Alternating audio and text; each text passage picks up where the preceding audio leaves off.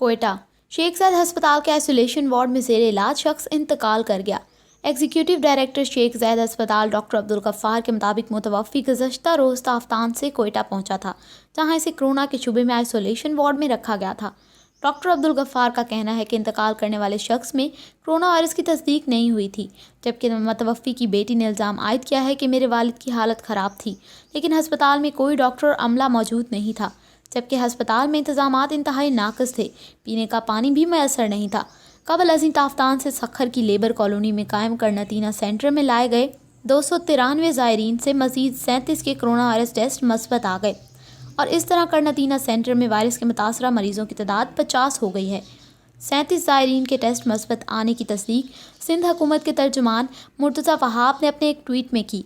अपने ट्वीट में उन्होंने कहा है कि मस्बत रिपोर्ट्स आने का सिलसिला जारी है और ताफ्तान से सखर आए 50 ज़ायरीन के टेस्ट मस्बत आए हैं, जबकि इसी तरह कराची में 25 और हैदराबाद में 1 मरीज़ के टेस्ट मस्बत आए हैं।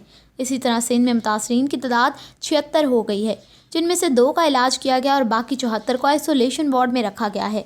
मज़ीद 37 ज़ायरीन के टेस्ट मस्बत आने के बाद करनतीना सेंटर में हिफाजती इंतज़ामात मज़ीद सख्त कर दिए गए हैं और तैनात अमले को मज़ीद हिफाजती तदाबीर इख्तियार करने की हिदायत जारी कर दी गई है। ताहम ज़राए का कहना है कि सखर के करनतीना सेंटर से 293 ज़ायरीन के खून के टेस्ट कराची रोज़ाना किए गए थे, जिनमें से 50 के नताइज मस्बत आए हैं। ताहम तादाद में इजाफे का खदशा है।